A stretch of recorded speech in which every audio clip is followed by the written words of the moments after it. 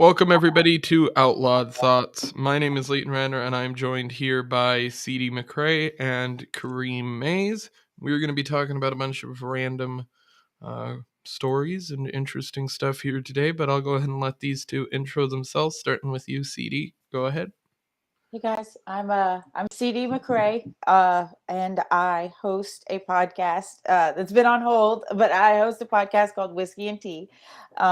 And now that I live in Austin, and I really do have a whole lot of opportunity for guests, and so I've been working on that. But yeah, I'm Lady ANCAP on Twitter. Follow me there for updates. And you go ahead, Kareem. Hey everybody, I'm Kareem. I'm a state organizer with the Mises Caucus in Pennsylvania. I also host a show called The Essential Libertarians, giving you the tools you need for self-governance. You can find me on Twitter at Kareem for Liberty or Kareem Kareem.Maize. Also Kareem for Liberty on Facebook as well. Awesome. So, getting into things tonight, we have a couple stories involving like stock market stuff that CD sent me, as well as some other stuff. We're pretty much doing stories that you sent me this time around. I was kind of unprepared for this show. I had a few things, but I don't know. I think the headlines and the ones you sent me were a little bit better. Awesome. So, but I guess first, I want to talk a little bit about the libertarian space and stuff like that, because I do talk about that on this podcast, specifically with Reno coming up and the convention, the Libertarian Party National Convention, kind of a message to all the delegates and people who've been making their way out that way. The Mises Caucus is doing what hopefully will be a historical event within the Libertarian Party. It is going to be kind of bringing back the Ron Paul era back to the Libertarian Party. That's the goal. Yes. Going into things, I guess what I want to talk about tonight maybe is how we think it will play out after the fact, not necessarily on the caucus side. I think we all have ideas about what will happen there and how growth comes and different things like that. And I think a lot of that's going to have to be learned ultimately as we go. But more so the reaction from the so-called haters or fakertarians or loser brigade or whatever moniker pussies, whatever moniker we've decided to put on them for this week. I guess it would be a bad word, Leighton. Oh, I know. Absolutely. Libertarians don't use bad words. No, definitely not. So I guess that's the topic, right? So what do we think the reaction is going to be? I know somebody put up a poll within the Libertarian discussion group a few weeks ago on the cesspool that is Facebook that was talking about the fact that it was like a poll talking about what people's reactions post Reno would be if the Mises Caucus took over. And there was a bunch of people on there who I recognized, even a couple people from my state, who voted that they would leave the party entirely. So I think that's more the angle that I want to talk about is what percentage of these people do you think kick rocks? How many of them do you think stick around? And how many of them do you think are here in a year? You go, Kareem. You go. Okay. I'm pretty sure the reaction is going to be what it was. They're going to act like they had the superiority. They're going to make up some claim like, "Oh, we only lost in Pennsylvania, but by a small margin." It's kind of like what the other political factions do when they lose. They're like, "Oh, but it was because of this. But it was because of this. But if we just had."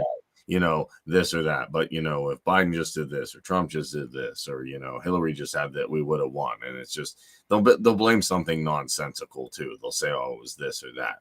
We haven't got to blaming Russia yet, but maybe, heck, I'm not ruling that out of the cards. Oh, well, Kareem, we would have won at Reno and stopped the evil Ron Paul people if it just wasn't for Vladimir Putin. So I joked with the Cathedral Caucus. I said, when you're running like Hillary and stuff, and I bet you they're sad. CNN Plus went down. So here's my thing. I've asked them. I asked the Cathedral, the people. I wasn't even rude. I'm like, hey, why don't you guys fight for liberty instead of just calling, the other side out all the time? Like inflation, Yemen. Does anything like a problem besides like someone said something mean on a chat thing like 2 years ago. Well, no, And they're they like, blamed the food shortages in Yemen on Russia. We talked about that a few that's shows ago. amazing. That's amazing. That's like, I don't even know. That's a level of cognitive dissonance that I can't even get to. But they're probably going to blame some nonsensical thing on why they lost. They're going to say Ron Paul isn't the real, like, he's a bad influence for some god awful reason. He doesn't want to stay in NATO or something is like the big thing now. Oh my God, he doesn't want to get involved in something we shouldn't be involved in first place. And then they're probably going to, like, I even asked them, they said, like, hey, we are fighting for liberty and that, and you guys are just a fringe minority. I said, how did we win in Pennsylvania then? No answer. So they're going to do that. Right. They're just going to hurl insults. They're going to lose again because they don't stand for anything. Actually, I'll say this. Every political party that I know of that's significant, I don't know anything about the Forward Party, so fine. And I'm not great with the Green Party or every party, aside from the Mises Caucus, is probably pro-corporate in some way. Yes, the GOP is too. They're poor, I guarantee you, your so-called red wave will result in a lot of rhinos giving you nice speeches and doing the exact same thing the Democrats are doing. People will be like, how come that happened? And then Tim Pool will be like, I can't, I don't know why that happened. Because it's the same thing. We're the only force out there that's really fighting for decentralization. So everybody's going to badmouth us. Oh, they're this, they're that. They're Ron Paul guy. They're just a GOP plant. As far as I'm concerned, after this, I'll stop here. Some people will leave who don't have libertarian principles. Fine. Some people left. And I don't hate those people. Some people left. Like, I saw there's some people in the Cathedral Caucus that just left. I think Ashley Shade just left. Okay. They can go wherever they want to go. My twin. Yeah, is that your twin? My twin in the LP, yeah. So let them leave. Let people who don't have the Ron Paul principles leave. I don't need an overwhelming majority. Let people who think Ron Paul had something to say, or Murray Rothbard, or Matt Kibbe. It's not just Ron Paul, but it's mostly Ron Paul, in my opinion, who got a lot of people here. I guess all three of us were on Paul some way. So let people who think Ron Paul did a great thing for this movement stay. Let the people who didn't go. I don't know what the numbers will be. I can't tell you that. I can tell you the right people will be in the right party, and we'll have the Ron Paul movement again. And then maybe the next step is to start taking over the GOP and say, hey, you got a lot of rhinos here. We'll help you clean it up, and then start taking over their things. And like my co-host Daniel suggested yesterday, why don't you take the people in the GOP who want decentralization, but not complete decentralization, take that vehicle and take the vehicle of Mises, the people who want complete decentralization, work together to achieve some level of that, and then keep going forward from there. That's what I think the result will be. I think a few hundred people will leave if I had to guess, and I see that's what we can do going forward to even make the vehicle more pertinent.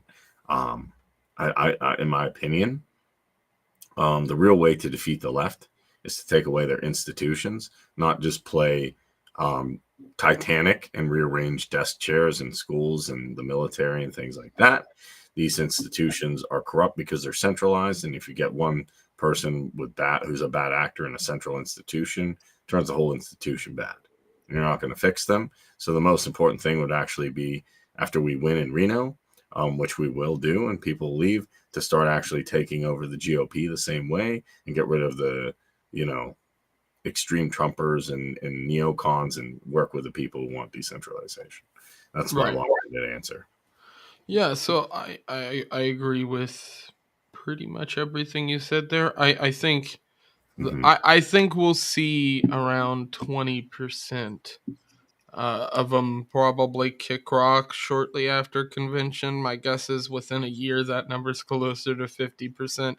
The left, the libtard left side of the Libertarian Party is going to become mostly non-existent, in my opinion. They can't sustain what they've been doing, the grifting angle and It is grifting. It's just a different type of grifting. Like if you go on Facebook right now into those fucking groups, they're just grifting for reactions and likes instead of money. Like they're getting a fucking dopamine rush out of people recognizing their shit takes on Facebook and Twitter. Like the Aaron Goss post that we looked at a few days ago regarding his take on Ron Paul that we tore apart with Josh. Yeah, this is ridiculous. Or any of those people. They have no standing other than the little reactions that they get from their own little clique of 60 people that exist in a little bubble.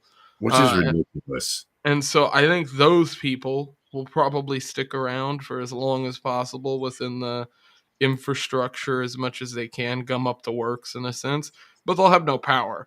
And, the Nick Sarwarks of the world will never have any more power within the Libertarian Party for good fucking reason. And the Valerie Sarwarks of the world shouldn't have any power within the Libertarian Party for good reason. Those individuals especially need to get the fuck on their way.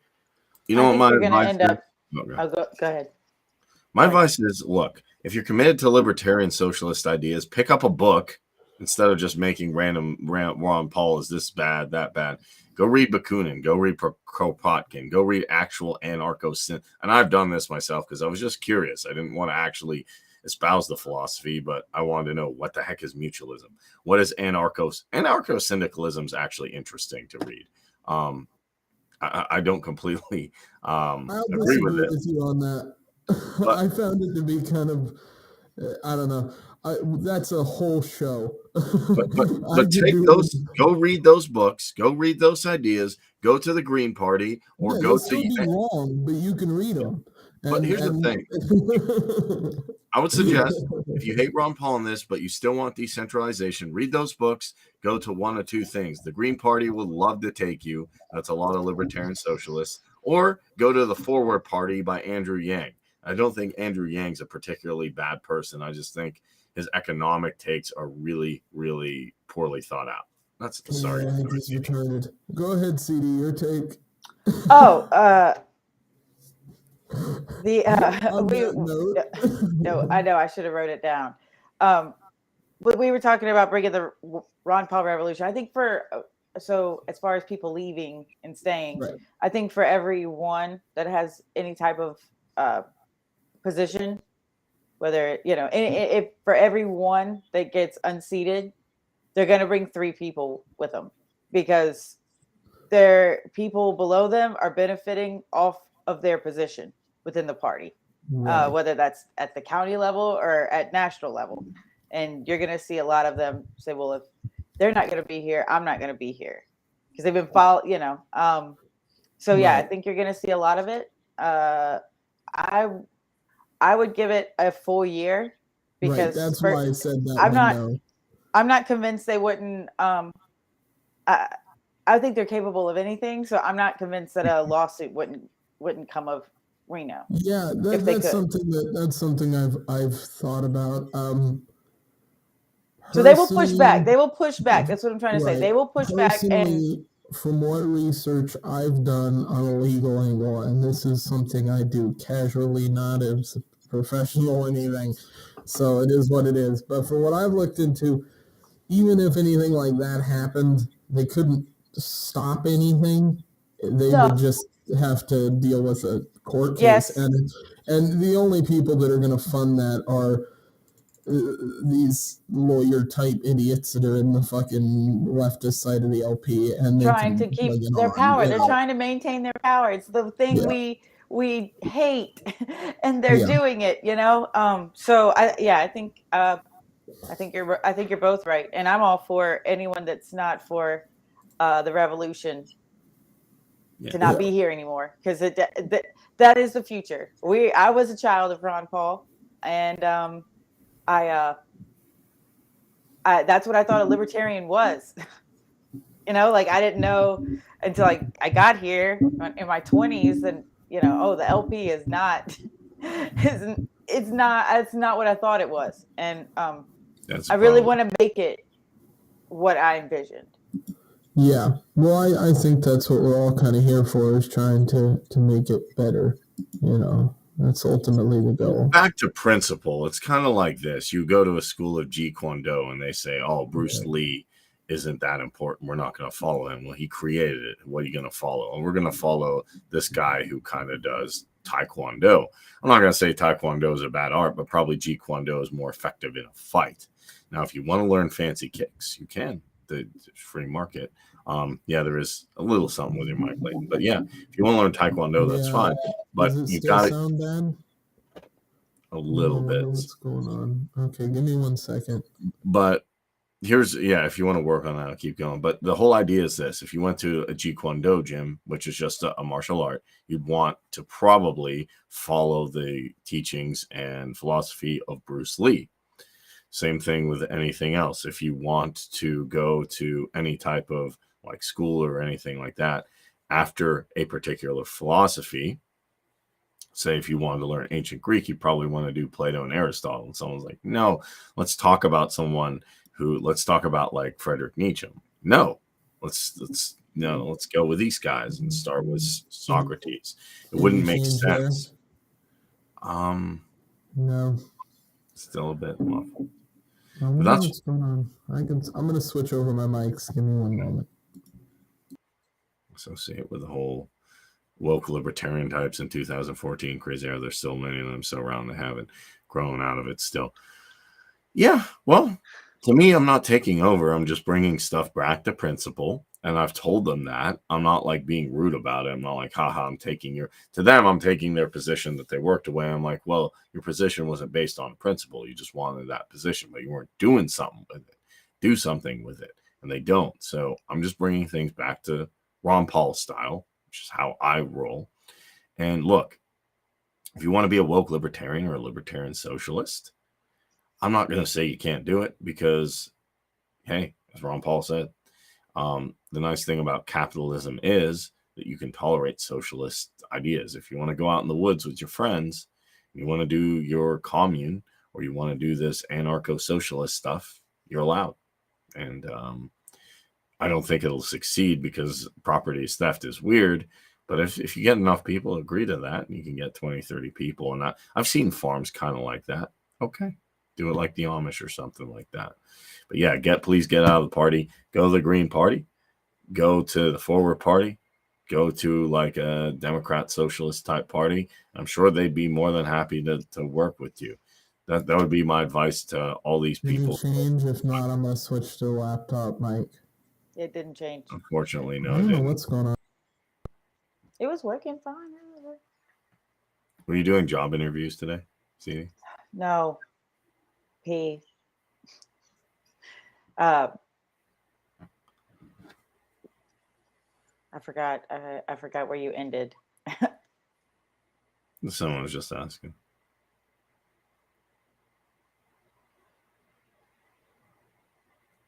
Yeah, that's got technical difficulties. It's all right. It's all right. It's all right. Just remember that even though there's technical difficulties here, the government would make it a lot worse. Amen. Amen. Yes. Yeah, I foresee we're gonna get the party that we thought, that we always envisioned this year. My biggest concern at this point, like I know that this year's taken care of, but it's how do we make sure that the momentum doesn't fall back? So well, once we have good leadership and once we have a good initiative, they're like, hey, these are the real Ron Paul ideals. I think we can pull people in much quicker. How do I know that? I'm not guaranteeing anything, but Tim Pool, he's like, I like the Mises types. CD always dresses to impress. Yep. Yeah. Thank you. But anyway, but yes, keep going. That's what I was going to say. Keep going. Yeah, About momentum, about momentum, and like keeping it going after Reno. Yeah. Well, the idea is we'll actually have like a vehicle we can use to now promote liberty, and it won't be milquetoast anymore. So things like lockdowns come. They're going to try more stuff than this, by the way. I'll say the nice thing is if all the truthers there are right, which that always doesn't align with ANCAP stuff, but they're going to try some more. The elite are not done just because they got rid of some of them. There's still some mandates for healthcare workers, so we can fight that. But I'm sure they're going to try more goofy stuff. I don't know what it is yet. It could be energy, it could be food, could be climate change stuff. We have a good vehicle now where we can smack it down. The thing I got most upset in the Jorgensen campaign is we weren't hardcore. Like, these mandates are terrible. They're tyrannical. These governors are insane, and we need to fight back. They're just like, yeah, it's bad, but, it's not too bad. And it's like, we probably shouldn't do it. And I'm right. Cool. They're just saying. My laptop mic, so I want to make sure that I sound all right or good enough. You sound good enough, but it still sounds like that. Yeah, so that's weird. Do you think that you lost your mic, and it was already on that? No, that's strange. I turn off I just turned off all of the default settings and everything. Did it change at all? No. Wow. Okay. Well, I'm not sure how to fix this then, really. I blame Russia for it, though. Yeah, I'm not sure what I can do on mine. Let me close out and come all the way back in. We'll see if it's better. You guys blame it on Vladimir Putin. Yeah. Go ahead and talk about this first story. I'll go ahead and put this up on. Well, actually, it's going to close when I leave. Never mind. Go ahead and cover whatever you guys want to talk about, and I will be back in a minute. And all right, deal. Get back to things. We'll cover the news stuff. Okay. Pause. I was covering the WHO treaty yesterday. Yes, that's what I was going to ask you about. That's what I was going to. Yeah, that was crazy. Did you watch that show, Daniel? Yes, I did. Okay. Yeah. Okay. Cool. So essentially, what they are saying is, See, like, totalitarians back in the day are just like, we're going to conquer your land, which I'm not saying that's good. That's violating the NAP, but at least it's honest. Like, hey, we want your resources. You can't have it. Attila the Hun just conquers you. It's like, okay, fine. Like, what are you going to do? Like, you can either fight them off or lose.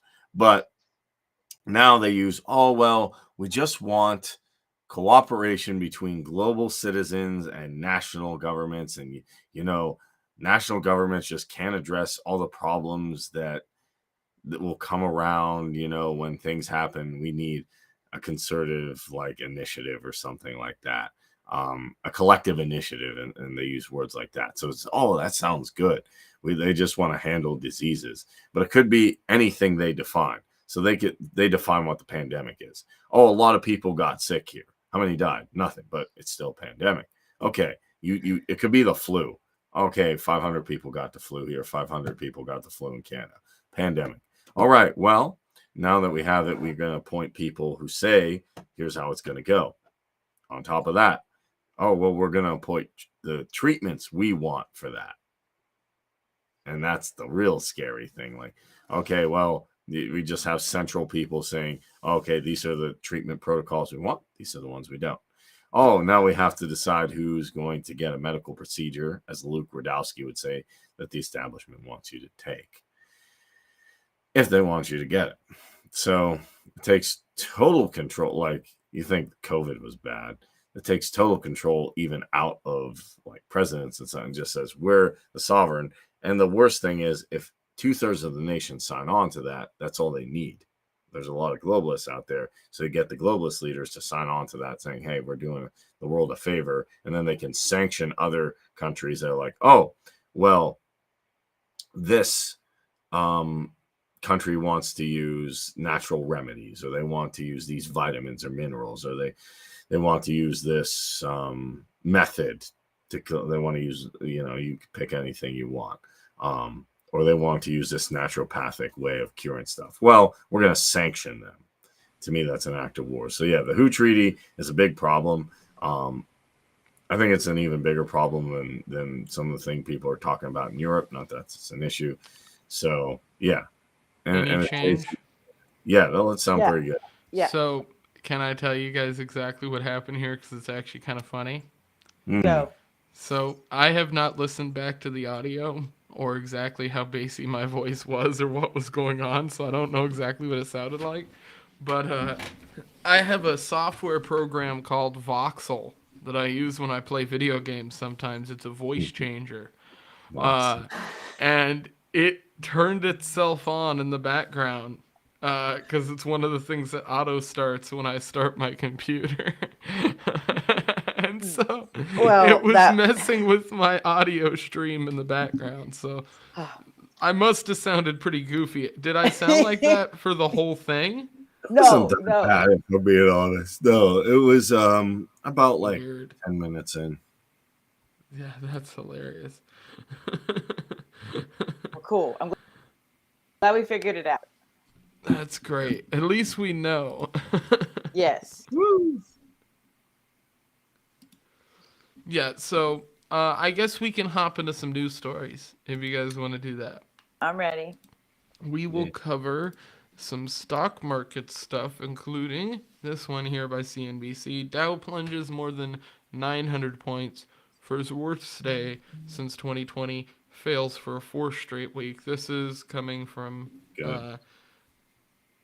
Tanaya McKeel. That's a really tiny word for me to read with my horrible eyesight. Stocks plunged on Friday with the Dow Jones Industrial Average suffering its worst day loss since the throes of the pandemic, as the latest raft of corporate earnings and prospect of rising rates spurred a wave of selling. So, I guess the main takeaway from all of this is the stock market is capital F fucked. And has been for realistically the last 2 years. I pulled everything that I had in the stock market out because it kind of doesn't make sense to own stocks right now. If you're going to own something, and this is not financial advice, but I would suggest precious metals, cryptocurrency, or land. Emphasis on land, and then gold, silver, and then cryptocurrencies. I'm not one of these crypto bros. I think crypto's great and all, but ultimately dirt that's under your feet is always going to be the most valuable thing you can possibly own. Because eventually that'll all be fucking gone.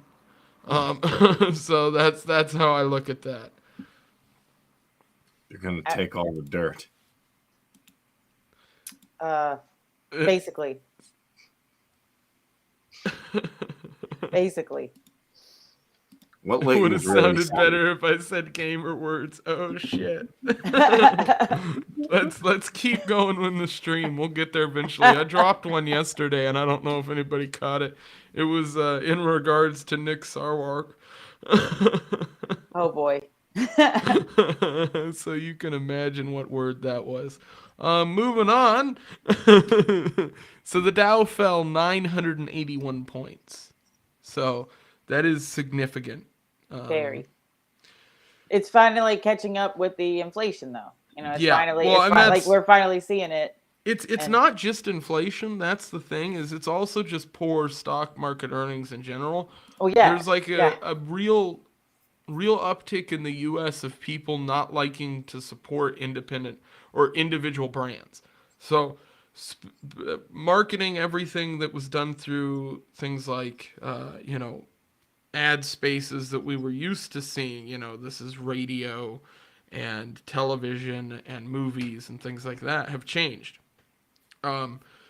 People are supporting smaller brands in a kind of increasing rate, to the point where I think a lot of these bigger companies that are conglomerates, that's why they're eating up so many of these small companies, is because they need to protect their long-term kind of income, including the fact that they have inflation, which they have to compete with on top of all that. So my guess is you're seeing both things happen at once. You're seeing the inflation finally start to catch up. At the same time, the market just isn't performing good naturally. I mean, you've just got the stuff that happened with Wall Street Bets and GameStop, and I reference that strictly because what we saw happen there with Robinhood and them pulling everything, that was systematically the stock market pretty much ran out of money for a minute. And I think people need to. I think Stonks. people recognized for a brief second that that was an option that could take place again. So I think there's a lot of lukewarm people in the stock market now that are pulling out stocks anyway I because they just, think the market's going to crash naturally regardless of inflation. So now it's like both those things working in tandem together. It's just fucked all together. yeah, well, it shows to me that what I like about the stonks thing is that decentralized people don't even know each other with like weird names on Reddit can get together and actually pull a business up or save a business, and then they actually call them stonks. So Hey man, those fucking people on those our other Wall people Street on bets. Twitter kicked ass. Because well, on Reddit, I mean, the people on Reddit were able to, in like a couple weeks' time, make a movement that was covered by basically every bit of media that existed at the time. I mean, Yes. every news channel had a story about that. Yeah.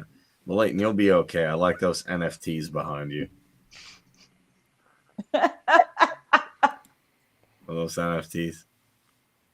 Honestly, and this is gonna sound real fucking sad, but for their 401ks not to exist, for their own pocketbooks to be affected, for them to go broke, and that's sad, but ultimately that's kind of what has to happen for a lot of people involved in the stock market. Like, if they don't want to take Mhm. people's advice that are telling them to listen, then they're not gonna listen. Like, I can't take every person. Yeah. Well, here's the difference. Those Reddit nerds affected the market Yeah. almost immediately, and Occupy Wall Street long term didn't really do jack shit. So it's like, and there's a perfect example. Um, you know, Occupy Wall Street was a movement that was involving a bunch of different political groups that was completely overtaken by the left and failed miserably. In my opinion, because they didn't keep that base support from the other political organizations that were involved originally. Or just groups in general that were involved originally. But yeah, on the left in general with stock markets, I don't think there's any way to make them wake up. I mean, these people are absorbing content completely from the left, and when they do break through from the right, it's hardly in the world of stocks. It's in some political random issue that they care about. Yeah. As far as the market's concerned, there isn't really a way to stop somebody and get them to listen to you. You want a proof of that? Look at cryptocurrency. How many people were stopped by a buddy of theirs and told, buy cryptocurrency, you'll make millions of fucking dollars? They didn't listen. So, in the same way that those people wouldn't listen, leftists aren't going to listen when you tell them that the market's going to crash or that it's all built on bullshit. Um, all Occupy accomplished was to cause corps to cater to the left and lull them. Probably. Yeah, so that's 100% correct. I mean, that is what we saw take Have place you seen after that the fact, comic too. Tim Pool has pulled up? Hmm. It has a bunch of Occupy Wall Street people, and it has a guy, in an Occupy that says, "Hi, introduce them to identity politics," because that's kind of it came right after that, and I'm like, because actually, I'm not saying I'm a leftist. I was in the anarcho-punk movement before I was a libertarian, but the left, to their credit, used to be anti-war. They were very anti-Iraq back then, and I agree with them, and they were actually skeptical of big pharma, which was good. Um, Right. Not saying they were ever really good on economics, but economics is a specialized discipline. So that's fine. Not everybody, I'm not even great at it myself. I'm just learning. So, yeah, Right. I kind of wish you got more of the, you still had more of the Jimmy Dore, Bill Maher types at least. I get everybody's not going to be an ANCAP, and that's fine. But it would be nice to see the left be anti establishment again, Hmm. at least in those respects. The Fed always screws up. This forecaster sees inflation peaking in U.S. stocks in a bear market by summer. So I will talk a little bit about this because I think there's two things in particular I find interesting. First, C mentioned the fact that this guy's prospecting people go out and buy gold, and that's Is what that he's Powell? investing in. Um, Keith McCullough, McCullough, McCullough.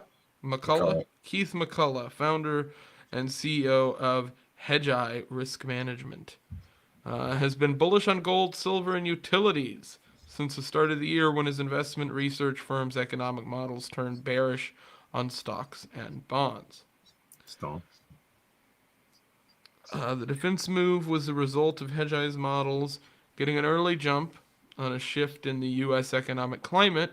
The models noted slowing U.S. corporate earnings on a year-over-year basis and surmised that inflation was a near peak.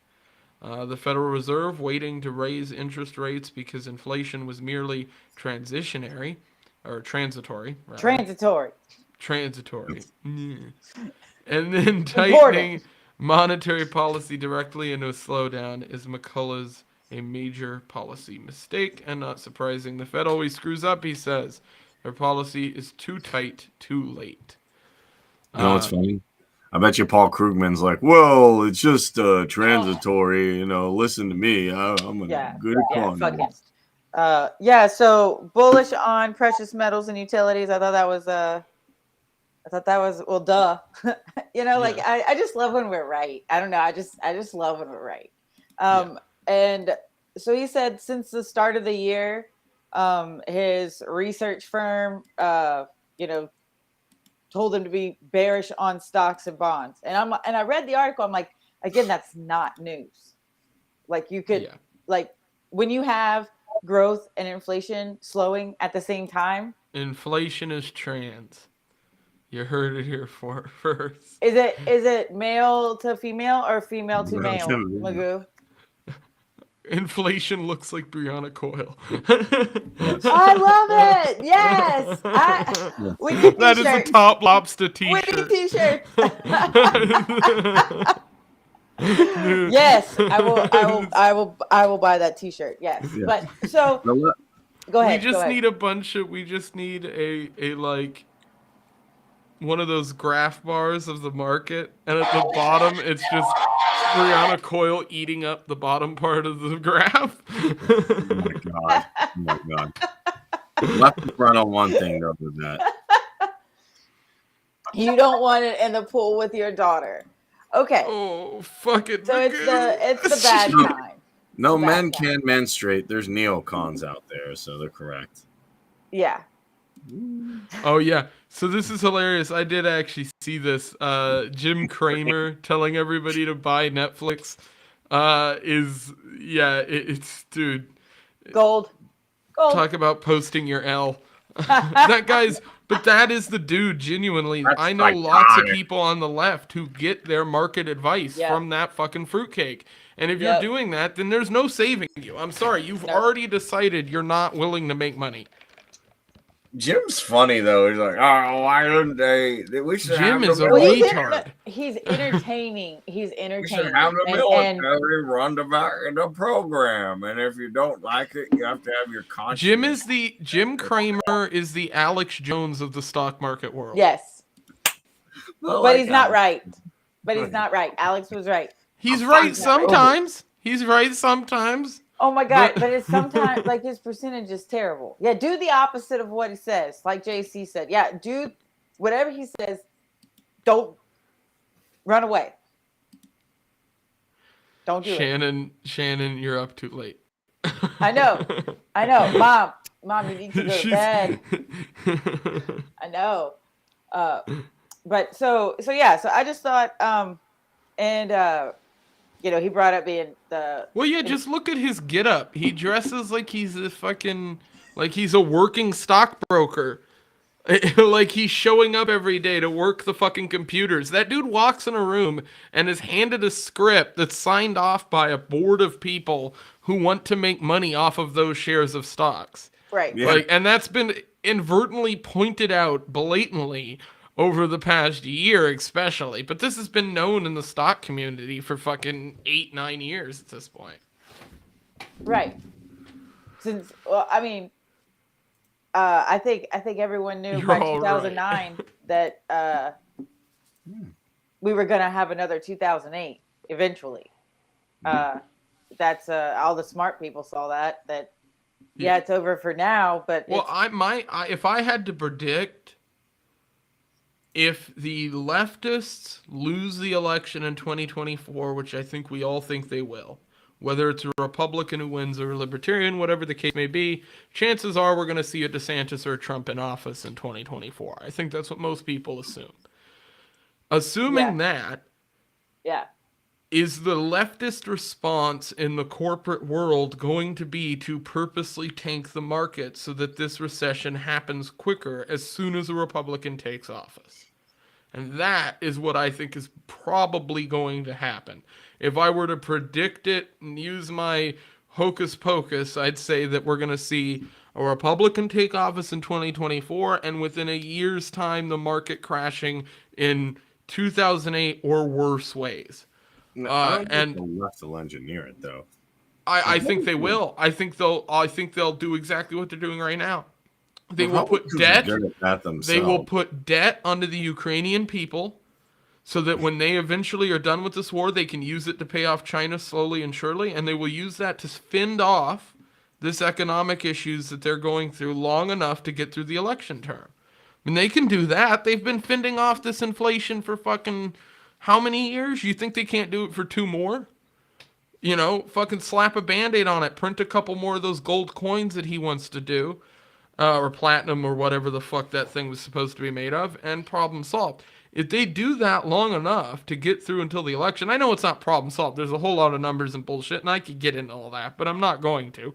The fact is like, we all understand that they could do that. Like, they could Band-Aid the situation long enough to stick it with whoever comes into office, and then act as though it's all on them. He's the Louis C.K. of finance. So I have so many deep fakes on my laptop of him as Louis C.K. just doing stand-up that we used to share in group chats where I talk about like crypto and shit. And I've got like 20 of those deep fakes. Dear God, dude. Except he doesn't ask permission before he does something that should be embarrassing. My question is, aren't Republicans good at tanking? They're like, oh, hey, we're not like them socialist Democrats. We love America. Hey, Powell wants you to print $7 trillion for whatever reason. Okay, yeah, let's do that. Just the thought of Jim Cramer's beady red bald head on the other end of a Zoom call, just yelling and screaming because he can't get his audio to work while he faps. He's fumbling around like I was just doing, except he's doing it one-handed.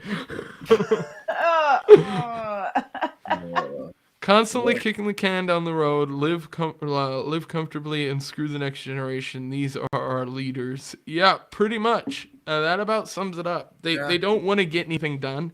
They want to pass it on to the next person. And, you know, you have a sense of people like, I'll take a name like somebody like Ron Paul, who, you know, in his farewell speech said that he wasn't able to do everything he wanted to do and that there wasn't much actual change over the time that he was involved in government, right? So when he passes through, he goes through and puts somebody like in his place that can do some real work in his absence when he left. If there was a generation of politicians who were doing that, we might be in a very different world. But unfortunately, the politicians, as soon as they do something that the government defines distasteful, they can pretty much just remove those politicians and put new ones in power. So they don't have any ability either. I mean, we pretend like the government is completely useless from a political angle, but politicians do have some power to do good things if they can. But I do think the government does everything they can to stop those people from doing it. Here's the thing, though. What the fuck? If Shannon and David are up at the same time, then I feel like, he can't even be wine drunk while he watches the show. Like, this seems like a complete cheat. Yeah, it does. A little bit. But, you always have politicians. I have never, ever, ever seen any politician get an Austrian for, like, an advisor, ever. You know why? Because they'd be like, oh, you need to think of the long term. They're gonna so he fucked it all up. So fucked it all up. Every time I think of Austrians, I think of a German accent. There's no way to get that out of my head. And I know they have nothing. Bruh, fine, I'll leave. No, David, no, don't leave. Okay, well, I have something to say on that. I think that the Republicans are just not gonna change anything. I think they're just gonna keep doing the same shit that they've been doing, which is nothing. And so they're just gonna keep fucking it up, and then they'll just be like, well, we had the stock market crashed. Like, they would honestly probably like that a lot, because then they can push everything on Democrats that came before them 2 years ago, and it's their fault, and then they're gonna but okay, so here's the thing though. What? That is successful for both of them. Because the Republicans will blame it on the Democrats who were in parties 2 years before. The Democrats will blame it on the Republican president who just got into office. And we'll be right back at square one in the 2008 position. So I think the libertarian goal needs to be to call out that is probably what's going to take place. Okay. You're right. I guess that would be my perspective on it. Is like, if we warn people that that's going to take place, I know they don't fucking listen, but at least we're on record saying that's what's going to fucking happen here. They're going to stick this on whoever they want to stick it on strategically. And it really comes down to whoever strategically they can stick it on. It's like, it's whoever's going to be. They might just throw it on Biden before he leaves office to fuck him, which is very possible. But I also think it's possible that the real crash doesn't take place until after the 2024 election, which is, I think, what I'm leading to. Yeah, because we need this housing market to go through its cycle, like as we have it now. David, I'm glad you're here. Anyway, and now I lost my train of thought. It's David's fault. But we were talking about parties, right? Yeah, we were talking about the presidency and like stock market crashes and how they're going to blame it all on him. Yeah, everything wrong in 2 years. Oh, how it takes a minute. The housing market has to readjust. Readjust. And then you're going to, and then because credit and equity is all messed up right now. It's absolutely upside down. So whenever that starts to kind of correct itself is when you're going to see a complete bottom out. Well, here's what. This is good right here. They can't run Biden or Kamala. What do you think will happen in 2024? This is something I've been talking about on the channel. The Democratic Party is going to pick somebody completely new. They are not going to run Bernie. They are not going to run Biden. They're not going to run Kamala. They're probably going to run some Democratic representative or governor or senator, somebody that is present but not very well known and most likely young. The opposite of Biden. They're going to go establishment young or socialist young, one of those two angles. I don't think they'll use Mayor Pete Buttigieg because he's already been branded by Trump. He has no way of... They're going to pick somebody new, meaning somebody who hasn't run in the last 15, 20 years. And the Republicans are going to respond with Trump and DeSantis. Trump and DeSantis are going to run off as far as their goals go. And my guess is that out of the two of them, you might actually see DeSantis win. The reasoning behind that is the Republican establishment is going to want to back the sane candidate. And they're going to do that through DeSantis. DeSantis will play ball with Israel just as hard as Trump was willing to. He'll play ball with the Saudis just as hard as Trump was willing to. He'll continue bombings in other countries because he doesn't know anything about the fucking military. And ultimately, his presidency will be one that will be known as being very economically stable because I have a feeling he will begin to hopefully chop through some areas that the government hasn't been affected in a very long time. And I think DeSantis is probably more likely to do that than Trump from like the Federal Reserve areas, stuff like that. Mainly because I think this is another issue is DeSantis's economics and stuff like that might not be as good as Trump's. Trump, like, seemed to do pretty good economically. He did it through really fucked up means, but he did do it. Like the economy was doing better in the sense of your gas was cheaper and things like that were cheaper. Obviously, the inflation rates and all that was still fucked, but the things people notice were better, right? And so, Obama, that's what everybody always said. Obama's gas prices went through the roof, right? Everybody sees that. So I think my prediction would be that ultimately Kamala or Biden doesn't run, a new Democrat runs, and they're going to be running against Trump or DeSantis. They're not going to run against DeSantis. I don't know how many times I have to tell you this. He's not running for president. I'm gonna say this. I think it's entirely possible he doesn't, and I'll say this. The way he has handled media is good for Florida. It could also be good for a presidential run. I think he's leaving it open because he wants to see what the Republican reaction to Trump announcing his running is. And my guess is if DeSantis is going to run, he will not announce his running until after Trump announces his. Absolutely. And I think he's going to stay governor of Florida, and he's going to tell, former president, future President Trump, that he and Florida are there to stand by him. That would be the smart play. And I'm telling you, I think he's a smart guy, and I think the people he surrounds himself with are even smarter, and they know that. They know if he's going to run for president, then it needs to be 28. He needs all of his tenure in Florida first. He doesn't need to.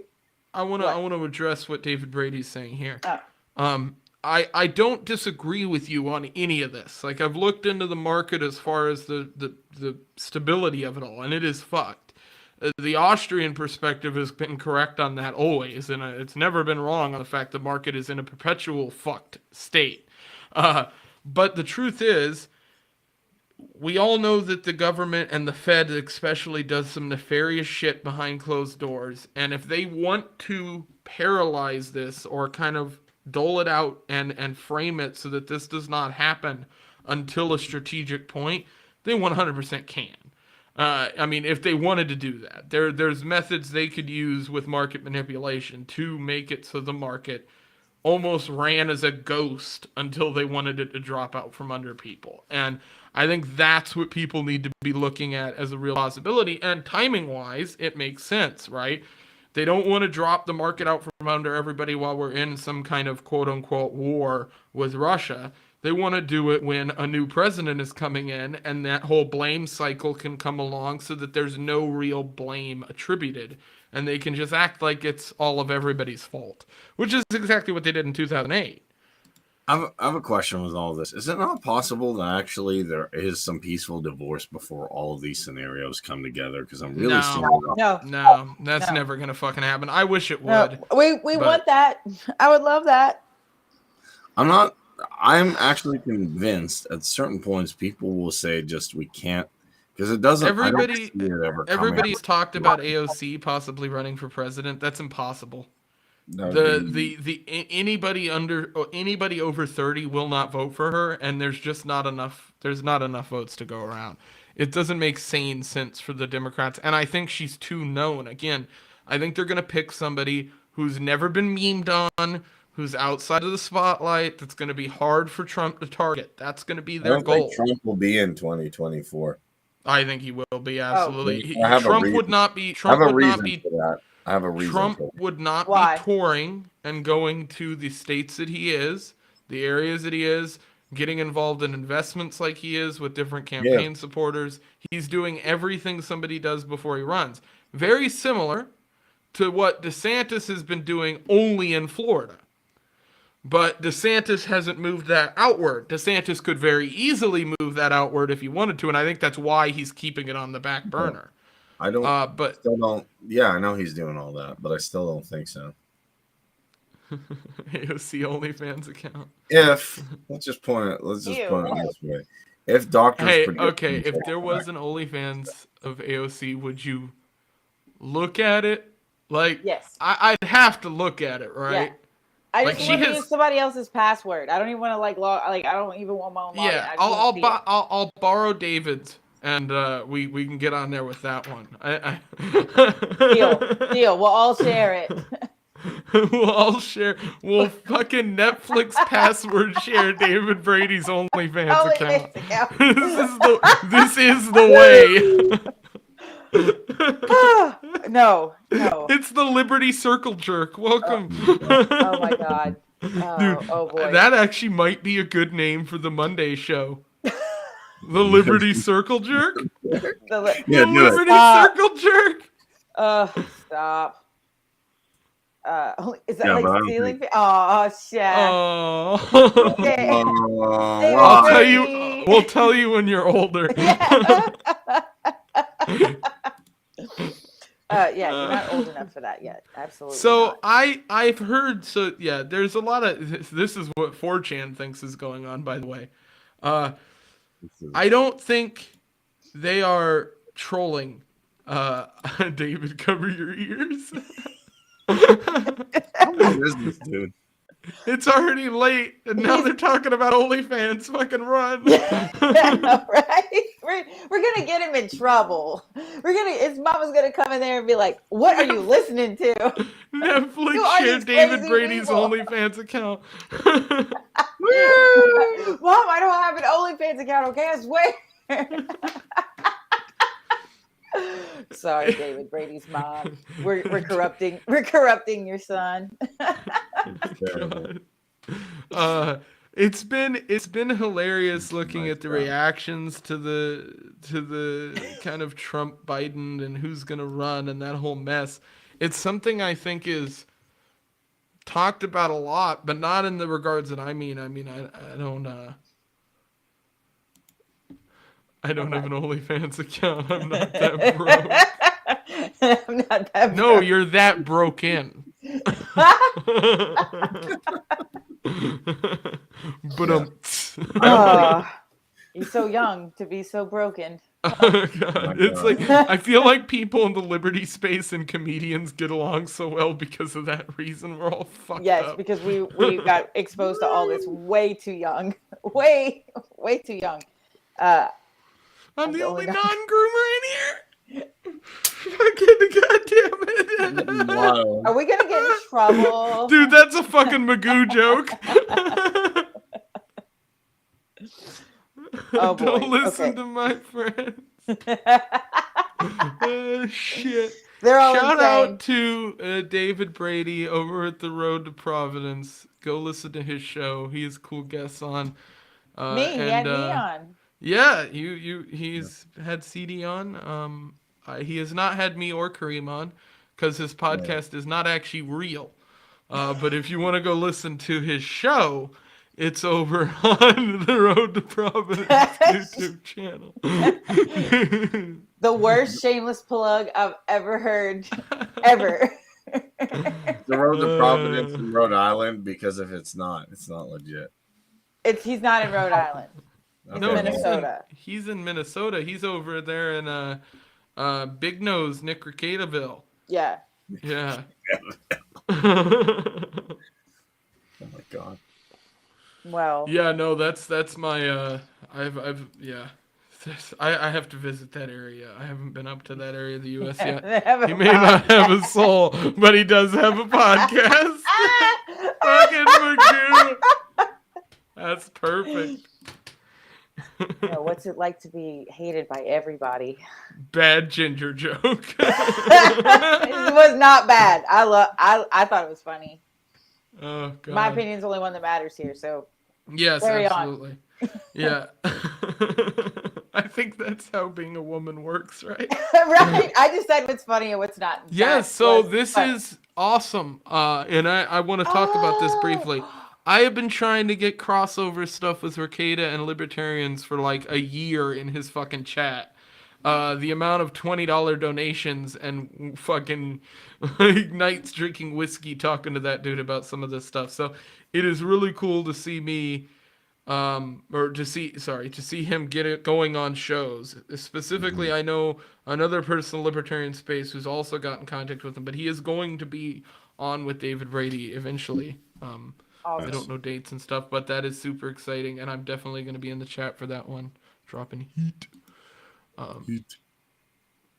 Switch around some letters in ginger. Oh.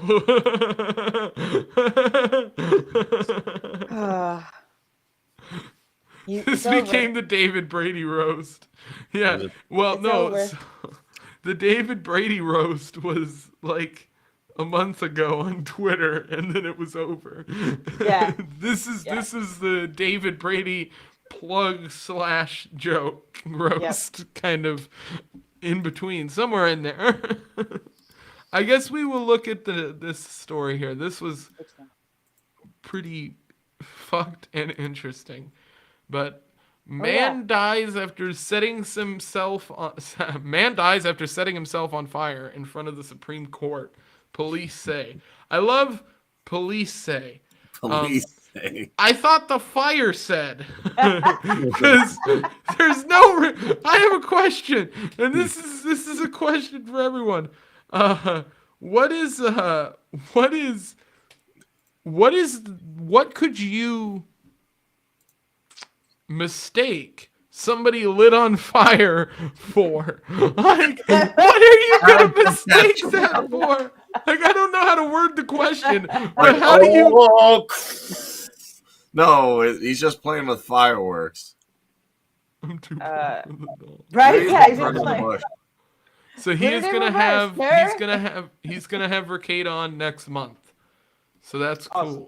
So he has a big stream next month, and I have a big stream next month. I've got the trial of Brendan Schaub's stream coming up here. Oh, cool. That I've been putting together. So that's gonna be fucking awesome, man. That's it makes me so happy to. Anarchy. You know what? It makes me see. It makes me happy to see like a bunch of this like younger podcasts, not necessarily younger people, but younger podcasts in general.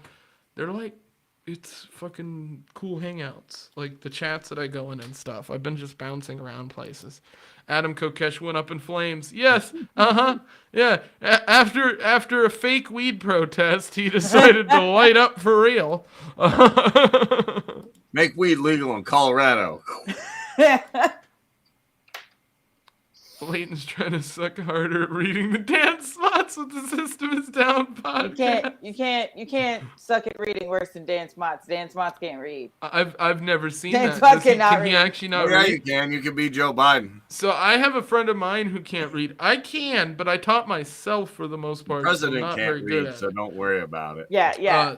I can write a lot better than I can read. The thing. Yeah, the thing. Y'all know. You know the what I'm thing. talking about. Some environments send care packages. Others light themselves on fire. They are not the same. Some environmentalists. Sorry, I read that wrong. Some environmentalists send care packages. Others light themselves on fire. They are not the same. I agree with that. Yeah. It is not the same thing. It is self-immolation. Self-immolation is I understand. Lit as fuck. Yeah, I don't like. I just feel like there has to be something broken about your brain for you to like decide. And like, I don't know if you're not eating enough. Yeah. Like, you know, every listening. time I get peckish, I feel like lighting myself on fucking fire. CD, Jesus fucking Christ! Yeah, I'm sure he's just a little fucking hungry. He got hangry and decided to light himself on fire. What the fuck are we talking He was about? a Buddhist, and they like don't eat. I don't give a fuck. Do Buddhists eat food? Be the carbon you want to replace in the world. Fuck me. Fire. Oh, shit. When? Well, Dan Smots should have been raised in the wilds of Alaska. He was only allowed to watch Veggie Tales. Oh my fucking god. I was a Jew growing up. We didn't have Veggie Tales. That's some Bible thumping bullshit right there. Dude, I'm just the picture. Man, I could really go for a sandwich right now. Oh my god, he's Buddhist, and so I was like, man, maybe he like starved himself for way too long, and then just started hearing things. He was like, well, there's not much left of me anyway. I know I can get hangry, you know, so I get it. Maybe I don't get it. I'm sorry. If you were hungry, dude, I'm just thinking about like the equivalent of that, what you would have to be mentally to get to that point. I mean, like, man, I haven't had weed in like I 3 mean- fucking days. I gotta kill myself. Like, what the fuck is happening? So, I don't know, but I don't know what like you. I don't know Veggie Tales was indoctrination to get kids to fuck cucumbers. Yep. Probably was, but it's not by Disney. And you can tell that to Dan Smuts. Eat a Snickers bar. That is what I would have told You're not yourself when you're fucking burning. Maybe you went. No, okay. Dude's on fire, screaming. Somebody walks up with candy. Fire. But the craziest part about this whole story is that that's the same day that shooter that like shot 4 people randomly in Washington D.C. So in the same within hours of each other, huh? Was he hungry too? Yeah, probably, dude. He looks insane. He wasn't eating the right food, you know. like what is his? DC is under attack. But at least it wasn't January 6th, because that was the real insurrection. Yeah. It was worse than it'll the never Civil be worse. War. Nothing could ever be worse. There was some guy actually with like Ukraine. He's like, at least it's not January 6th. He was serious? Yeah, some guy was making that joke, but it was funny. Wow. But yeah, no, I just thought it was crazy. Pizzagate guy was hungry. I'm just saying, guys. I was really trying to rack my brain. I'm hungry. Fucking Jesus Christ. Larry the Cucumber was handpicked by Robbie Swamp.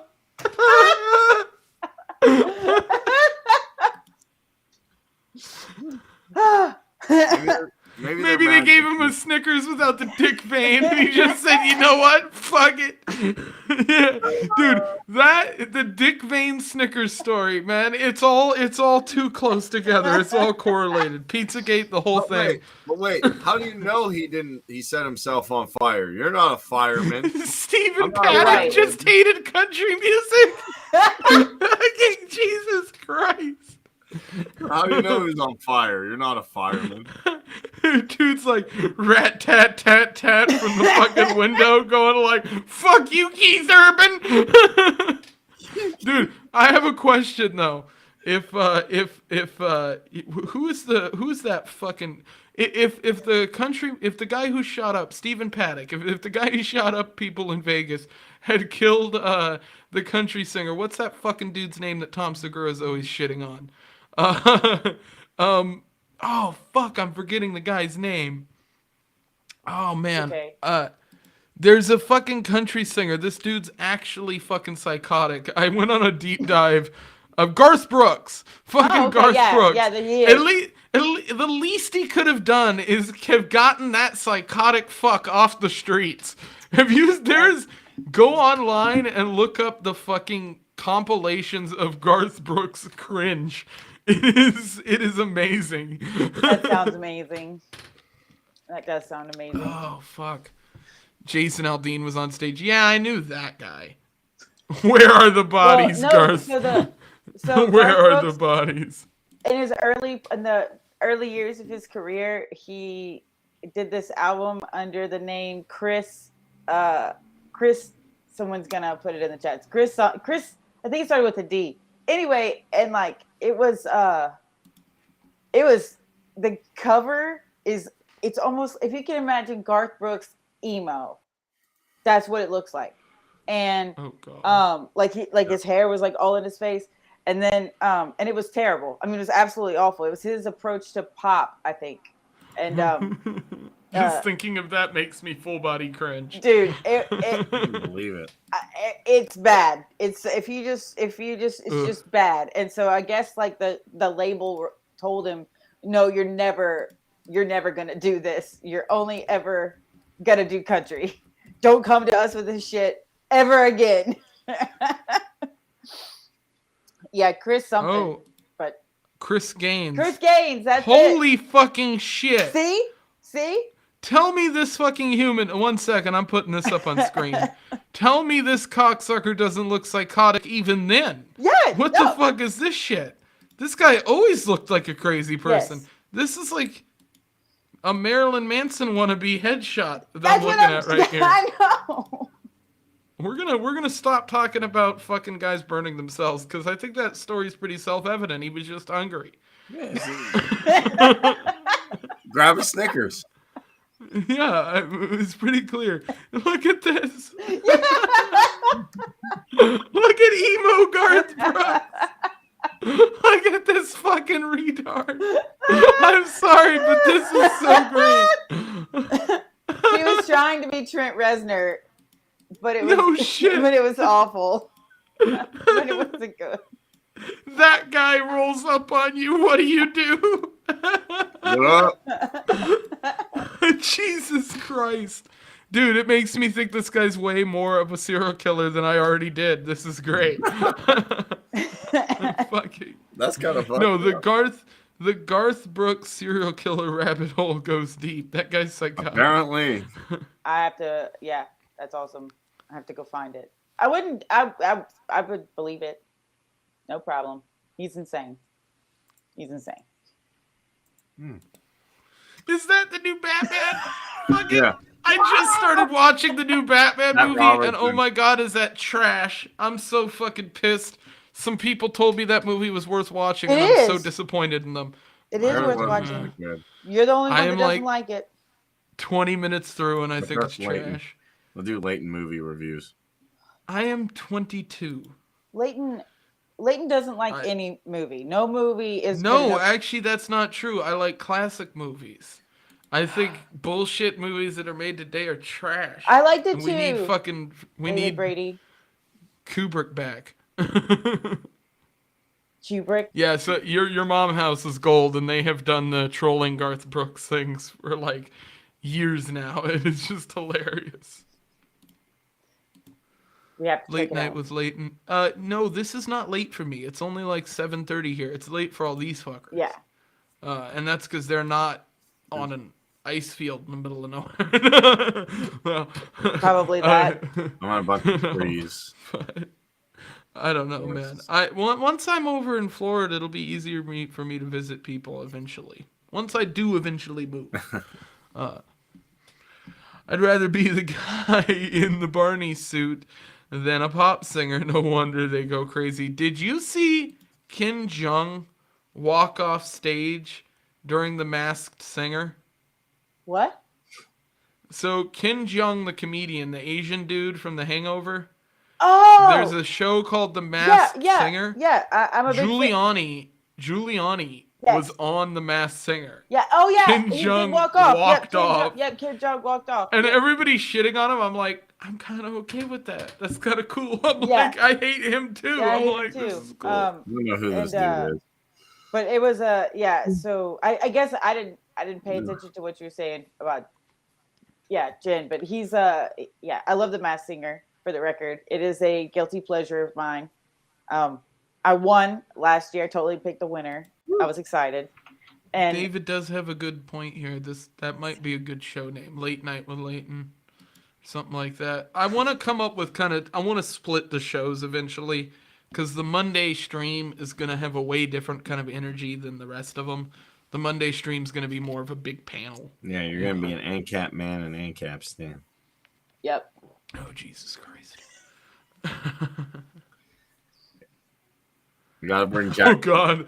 I'm not going to lie. I thought Kim Jong was the North Korean dictator's name. Well, it is. But it's also a shitty comedian's name. Yes.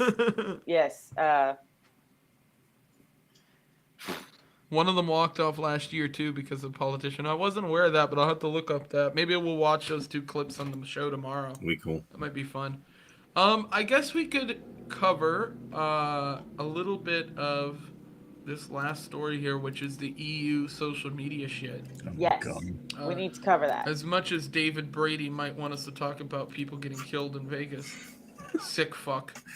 Yeah. Moida. You talk about that. You talk about all that on your show, David Brady.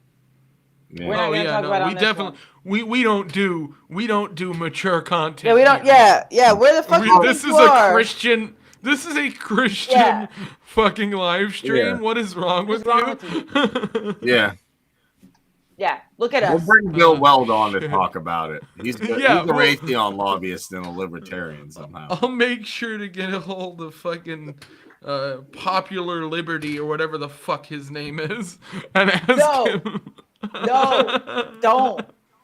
You have EU 24 hours. Don't.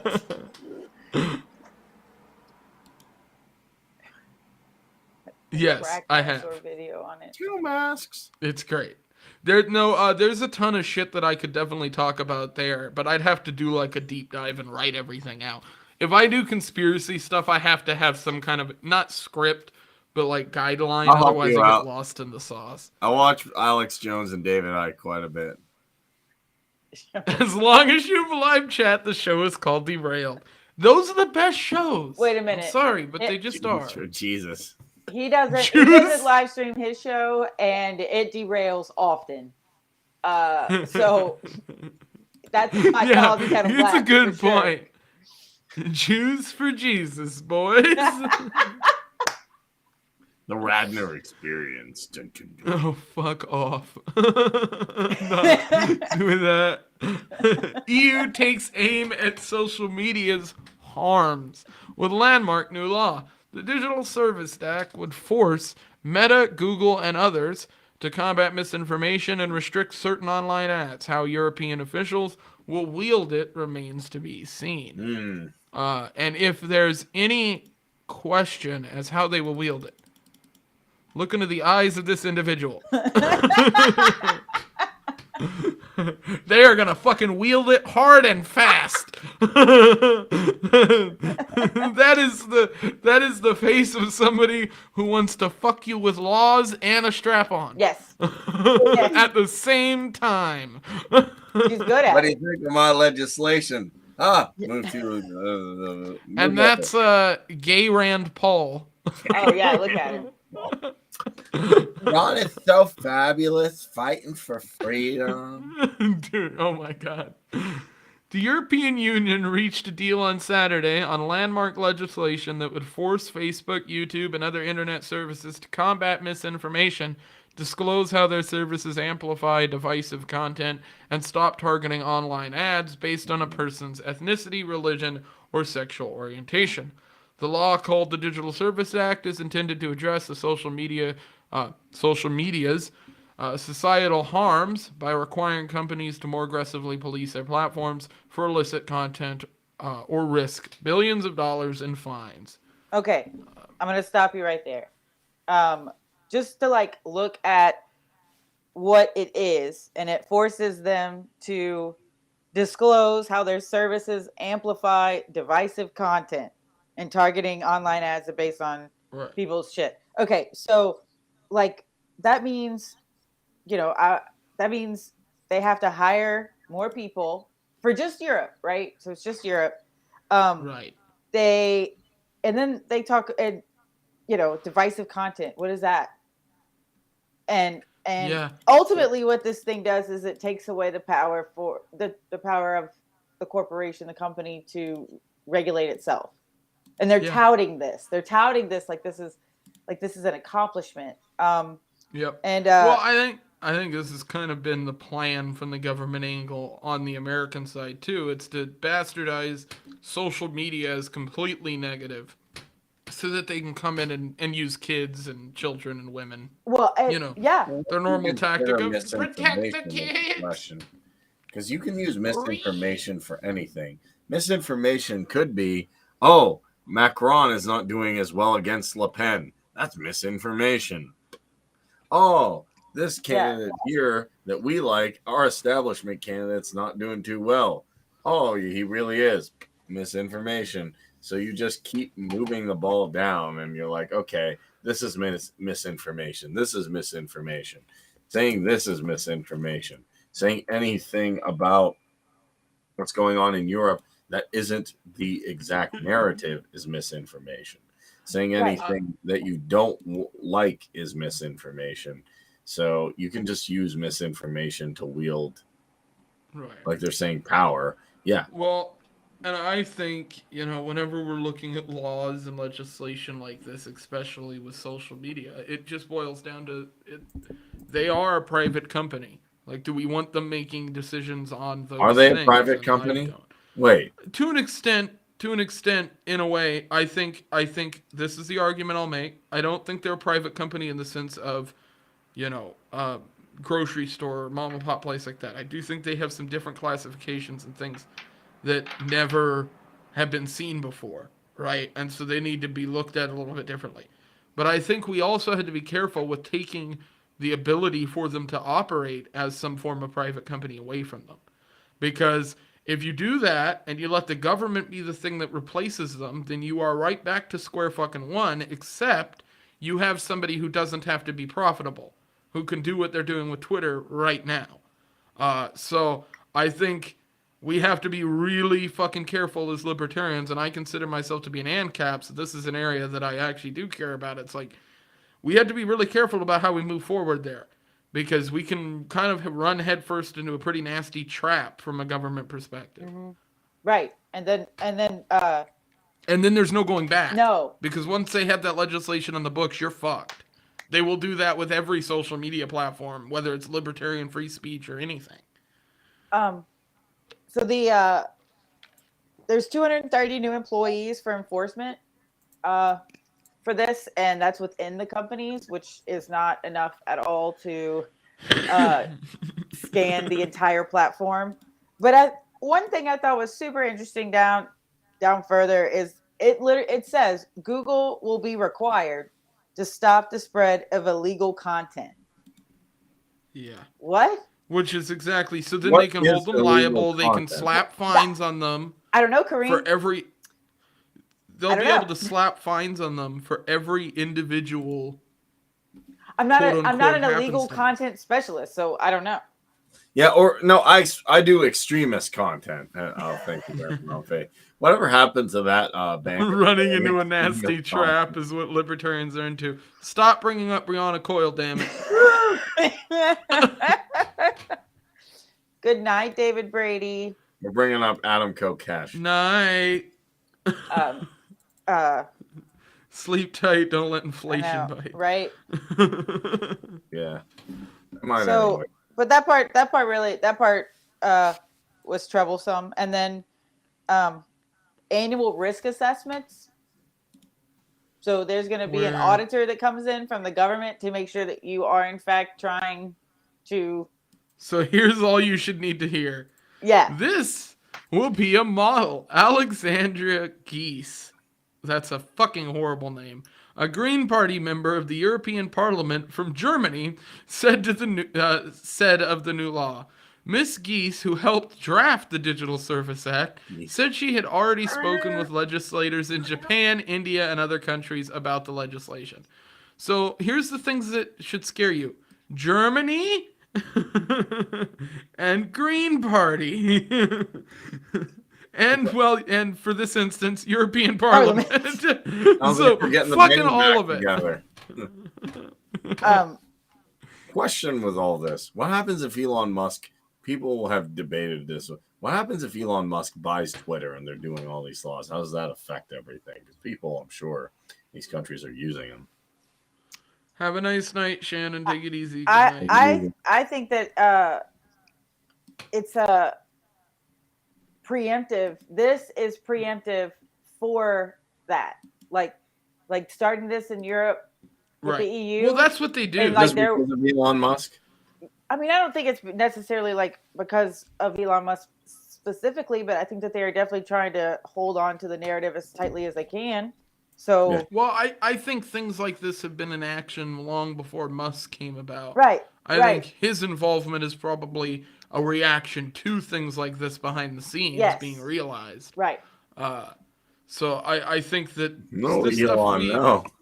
we expected this stuff to happen, and they like to test it in other countries before they bring it over here. It seems obvious to me that would be something they'd want to do. You know, we can we can ask Garth Brooks what he thinks. You know, he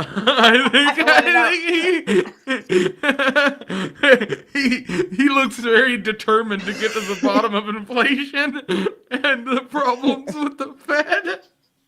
God. He looks like he's gonna kill the Federal Reserve harder than he's gonna kill you or anyone else around you or his family or the guy he meets on the street. Man. Fucking Jesus Christ. Elon feels like a new version of Trump selling hopium to the dissidents, then bait and switch. So, yes and no.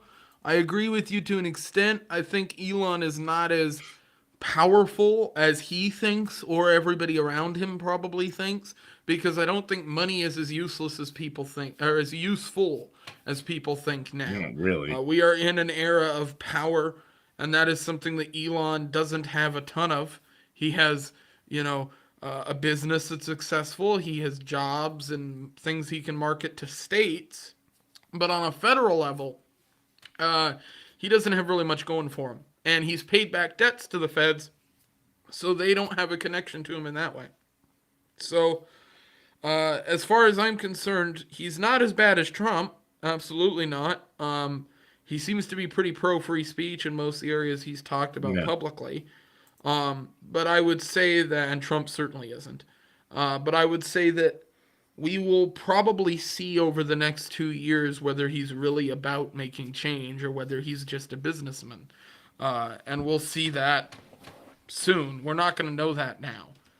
He's just now getting involved in this. In a year, if he owns some of these companies and is trying to affect things in a positive way, then I'm all for that. If he's not, then we'll know that he's a fake and a fraud. And a phony. My only criticism of this is not that like he's a good businessman or not. It's that instead of buying Twitter, Gab is trying to compete, and I think Gab does a decent job, and so does Float. And Gab is bullshit. Here's the thing, though. Come on, man. No, Gab and Twitter are echo chambers to me. Getter is the same thing as Gab. There's no difference. I'm sorry. The thing is, Gab is a place for extremist ideologies. That's what it's become. Extremist ideologies. Those are the only... That's truth. That's the only groups that go on there. It's ANCAPs, it's ANCOMs, it's rightists that are on the far right, far left. That's what you have on those platforms. They cannot populate normally. He can't buy one of those platforms and transform it in the way he can Twitter. Twitter has a mixed base. It has people from all these ideologies. It's not, though. It's not. Really? If you actually look at the numbers, if you look at the numbers of political ideologies on Twitter, there's plenty of Republicans present on the platform. There's plenty of libertarians present on the platform. Last I looked at, I believe Republicans made up around 30%. That's a pretty big portion of the platform. So they have to have a successful social media platform has to have all those people in one congregated area. Otherwise, you end up with Gab, or you end up with Getter, or you end up with Maize, or you end up with many of these platforms that don't really do what it is they claim to do. I think they can with the right. Well, here's the thing. Yeah, exactly. They can with the right, but they can't with anybody else, and those people aren't going to those platforms. They can with the, what I was going to say is not with the right, political thing. Gabbing by the pussy. Here's the thing. Gabbing by the Yeah, and you are correct, JC. Gab, Getter, and Parler all seem like honeypots. Yep. Mark Zuckerberg. And they structurally are. If you've ever used the apps, they're just copies of what Twitter is doing with an echo chamber filter added onto it. Kind of. That's all those sites have done. Zuckerberg admitted himself that if it wasn't for the CEO of Napster, Facebook doesn't count. Okay, but even with that, it does in a sense, because they got a venture capitalist to propel them from. Yeah, but the truth is the majority of users on Facebook that are active are old people that aren't using the other social media platforms. I mean, you got me on here with Facebook, so I mean, we're not necessarily old people. I mean, sometimes I feel like that, because I've been working out more. But still, my point is this: if the right venture capitalist got involved with Float, Maize, Odyssey, even. There's things I don't like about that. But and Gab, they might be able to help these platforms grow in the sense that they could attract more people who aren't from the fringe. I get there's fringes, and I do like the fringes, but I do want to see alternative platforms go. So if you're like, Facebook put me in jail, Float's not putting me in jail. Oh, Twitter banned my account for I don't know why. Well, Gab's not banning. Gab and Getter have never banned my account for saying anything. Right. Here's the thing, though. Well, Getter did ban one of my accounts for saying things, and they banned other people and removed posts from other people. Can you not say Groiper, I guess, on there? No, you can't say that. You can't criticize Israel. You can't criticize all that shit. They will take you off the platform. Really? Yeah. And as far as Gab is concerned, Gab is to me a perfect example of a platform that is useless in most senses of the word. You have a platform that is claiming to be pro-free speech, which they are, but the second you log on to Gab, you are only going to be introduced to a very small numbers of core ideologies. And that is exactly antithetical to having a free speech platform. If a free speech platform is to exist in a libertarian way that I look at as being, cohesive to the movement, then it needs to be something that includes all ideologies and anybody who wants to come onto the platform. Gab does that, but they don't market it that way. Gab isn't out there marketing to the left. They're not out there marketing to liberals or to libertarians, even for that matter. They cater to one specific group of the political realm, and that's conservative Republicans. And then they get the title of white supremacist. Right, like and then whenever... Right, well, and then they get branded as a platform that's only for those people, and the problem exacerbates and becomes even worse. You are never going to be able to purchase one of those businesses and make it a mainstream or vastly used social media platform in the way that Twitter or Instagram or Facebook or any of these things are, because of the inherent business structure they've chosen. You can not really have... No one really wants, in the way that we're talking about, a free speech platform in the general society. They just don't. Right. The majority of Twitter users would not want Twitter if it was completely free speech. Nope. They wouldn't. So Elon, if he buys it, isn't going to do that. He's going to most likely loosen things up. And that's great, and that's probably what we need. Because frankly, if all he's going to do is create a bigger version of Gab, it's going to fail in 5 years. Like, it's not going to go anywhere. People will flee the platform. They'll be trolled, bullied, doxxed left and right. And it goes right back to the same thing. I mean, I grew up on the old school internet. I mean, that's why I get pissed at all these people going on with doxing stuff now. It's like, that was just a normal thing that you had to deal with. You had to learn how to hide your identity and protect yourself from getting doxed or your IP address getting out there, things like that. These days, on social media, that has been solved with, in an extent, if you have a big account that doxes somebody, that goes after them, there's some kind of recourse, whether it's public recourse or them getting banned or restricted. If somebody posts them beating the shit out of somebody and assaulting them to try to gain monetary value from it, I don't think somebody should necessarily be able to do that. I don't have a problem with the social media accounts that I'm being involved in having that content removed. I don't need to see people posting child porn. I don't need to see people posting nudity in general. Like, if Twitter wanted to remove nudity, I'd have no issue with it. I don't look at that stuff on Twitter. It's not what I use the platform for. Like, so I want a good social media platform for myself. I don't care whether it's free speech. I want it to cater to me. So if it works without being completely free speech, I don't think it matters, because it's a private fucking company and they shouldn't be being involved in the government in the first place. And so if they want to make it open source, the way Elon was talking, which was making it visible to see where you're being shadow banned, see where there are restrictions and why those restrictions were placed, and maybe having a system for somebody to remove those restrictions from their account. So that somebody like an Alex Jones, when he gets removed for political disinformation or whatever bullshit, can then go appeal, just like you would on YouTube, and go through the process of saying, these are the reasons I shouldn't be banned, or you should change this from a banning to this, give me a, take me off for 3 days, or silence my account for 2 days, or limit who can see it, or restrict the ages of people who can see it. Those are all ways these problems can be fixed without creating a fucking gab, or I don't think a gab would be successful on that scale. It just can't be. I actually don't want it to be successful on that scale. I just want it to be a reasonable alternative that has some oomph and has a potential to at least. Yeah, but so how many users are on Gab? I'm gonna look at. I just want a marketplace where you have something. It doesn't have to be the same level of success, but it's something you can say, okay, if I don't like this, whatever this option is, could be the best option out there, but I don't like this. When there's reasonable alternatives, I can. So there is 100,000 estimated active members and 4 million total as of March 2021. So even after the Trump election hype and the big heyday of Gab, you've only got 100,000 active users on that platform. Yeah. You cannot market and turn that into a successful social media platform. You can't do it. There's not enough ads to go around. There's not enough. You'd have to have all 100,000 of those people constantly watching a slide scroll ad for you to make that a profitable platform. Or you'd have to do it completely independently through donations, which is what Gab is doing now and failing at. So I like what he said, and he said what I was trying to say.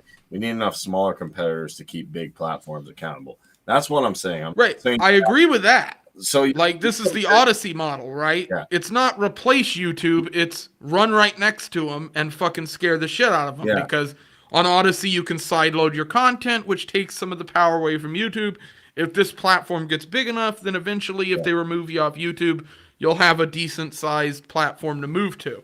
Yeah. That's what makes that useful. That isn't present in Gab because Gab isn't an alternative to Twitter. It's just not. It's a completely different market, completely different marketed social media platform. They may say it's a alternative to Twitter the same way Gitter does, but they're just not because they're echo chambers and they have lower user bases. Look at what Gitter did. Gitter faked users by putting people's follower counts from Twitter on their platform. Because they knew they didn't have enough people. Yeah, that was actually funny. I remember like Tim Pool was on with the creator of Getter, and he's like, "Yeah, we're crushing it." And then the next thing he gets the Gab guy on, he's like, "Yeah, Getter is lying about." Get this: Getter is reported to only have 400,000 daily active members. So even if you consider that there are no crossover between Getter and Gab, that's 500,000 people total between those two social media platforms. And most of the crossover from Maize is going to be the same, which means you've got realistically a 400,000 or 500,000 person pool to reach from as a free speech social media platform. And that's not enough to be successful. I mean, Twitter has tens of millions of people on it. It's absurd. And even if half of those are bots, the numbers are still astronomically fucking insane. There's also the fact that Gab really isn't culturally national. It doesn't have any other country outreach, at least not that much. Same thing goes for Getter. It doesn't have a ton of outreach outside the US. It just has users pretty much here, which does affect your money-making side of the social media accounts. Like that's a big side of advertising on that in that realm. I just want, I'm not debating. I agree with you in the sense of all what you're saying is true statistically. I just want there for all these, because to me, what keeps big tech or all these monopolies, at least, I'm not saying there'll be good people. I'm not debating the morality. But what I am saying is if there's competition, people all of a sudden they're like, oh, you can do something. You could go somewhere else. Like Comcast, when I said I'm leaving, they're in my only one in my area. They're like, okay. But if it's somebody else who is like, okay, well, I could go to this, alternative, and I don't want you anymore. They're like, no, we'll give you this. We'll do this. No, I didn't mean to block that post here. You can have it back. I don't want you to leave. Maybe I'm wrong about that. I just want to hold these guys. Yes, I believe we should protect constitutionally protected speech on a state level, but I ultimately believe the best way to regulate good or bad behavior is competing market forces. and that Right. needs. Well, I agree with that. I just don't think that. I just don't Maybe think it's not that. Gab. Maybe it's not Getter. Maybe it's something else that I don't know. Yeah, I just think if somebody wants to compete with them, they're either going to have to buy an already established company or start one from the scratch that isn't the same model as Gab or those guys.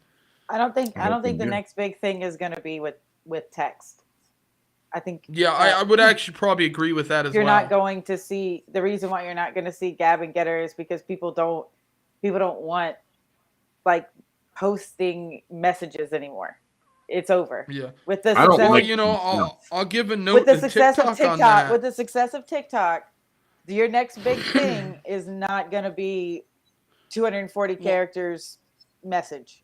on TikTok, they have video replies where you react to the person's video that they posted and it puts their face next to theirs. Right. That's ultimately how You guys I think TikTok? Twitter will move towards even in the next year or Me two. too. They're going to add that function. Ah. They've and already kind of, added the talking space, right? Yep. And You so guys- it's just do a you Well, matter of guys time. that was to compete with Oh, Clubhouse. but yeah. I like So- Clubhouse. Do you guys use Clubhouse TikTok or is good. Clubhouse? They have a good, strong user base. I want to. What's that? Clubhouse? Yeah. It's basically like if you think of in social media, like you have text, you have videos. These are like audio podcasts, and you can pop from room to room to room and chat. Yeah, It's really think cool. of Oh, it like cool. a live radio show kind of It's like setup. it's actually but libertarian social media in that sense. yeah, it is, That's and there's a cool. lot of libertarians on there. Okay. It is Clubhouse. built just like the Twitter Spaces. When you're in the lobby Mhm. and you have all the bubbles, that's how it's lined up there. That's where they stole that from. Ah, But if you join on there, I'm on there. You can hit me up, and I can show you some groups to get into. deal. Big tech is too heavily regulated. That is intentionally difficult to compete in the market. Yeah, that's exactly right. So the smaller companies that are attempting to compete are already having to get over the government hurdle, which I obviously don't agree with, but that's there. That's just the reality of the situation. So, you know, Gab at different places, they do it by creating different ISPs, by going through different companies, Yeah, I don't keeping like that. farms. I don't like that. See, to me, the legit way to do it is to get your boy Elon, like, hey, I'll help you compete, and that's good. Right. Well, that to me is a better method, but I don't think he's going to compete by turning Twitter into a version of Gab or Okay. making it completely free speech. I just don't think that that is an option from an economic angle, from a business perspective. I don't see that as being wise, I guess I would say. Unless he thinks he can somehow switch to a free speech model and retain the user base that's there and not bleed any, but I don't see that happening because a good 20-30% of that 20-30% of that user base on Twitter will most likely leave the platform if he comes on. Probably. And they might rejoin. But it's going to take a while. And you don't know how many of these Twitter accounts are bots. So what happens when Twitter gets sold and then whoever's running those bots pulls them all? And now the user base drops by 15-20%. And that affects stock prices, that affects everything. So there's a lot more at play there in the Elon purchase than I think people give credit for. Odyssey is doing an admirable job despite all the legal hurdles thrown at them. Yeah, so I'll talk about Odyssey for a second because that's something I've talked about before. Yeah, because here's one problem. You can actually, and with Odyssey and that, it's interesting to me what Dave Rubin did with Locals and Rumble, because you can almost create a secondary monster trying to fight a monster as well. And to me, Odyssey, I don't hate Rumble. I'll see where it goes, but I have a. So I want to talk about Odyssey for 2 seconds. The thing that I have an opinion on with Odyssey is a few things. One is I think they need to really work on imaging. I think they need to work on marketing because they're great. Like the platform does work in the way that they claim it works. They have some technical issues with streaming that I think they need to get bugged out. But my biggest problem is the ease of access, right? The usability of it. The platform is still a little shaky in areas and things like that. Once that's aired out, I do think Odyssey has a legit chance to be a competitor with YouTube down the road. I don't think it's going to happen right now. I mean, back when Odyssey first started and the coin was worth money, you could make legitimate cash on Odyssey. And that just isn't really the case anymore. There's not really money to be made there. at least not currently. So if that changes, that's going to change the platform a great deal. If Elon came into Twitter and monetized Twitter and made it so that creators on there could make ad money, things like that, Really cool. that would change that platform greatly, No right? And doubt, that that's might be fun. a way for him to get more people on. So maybe he does go full free speech and he off scales it with all that stuff. I just don't know if that's as probable as him just coming in if he does get some power within the company and changing some regulation stuff as far as who they're banning and how they're going about it, maybe making things more transparent. I think that would be the best way for him to handle it, and I think libertarians would actually benefit the most from that versus it becoming some gab wasteland, in my opinion. It's free speech time. No, Elon, no. All right. Well, We- I think we have talked for about an hour and 45 Yeah, minutes. we're This is getting probably very one of the long. longer shows I've done. So I will go ahead and let you guys do your outros, starting with you, CD. All right. If you want to go ahead and do that.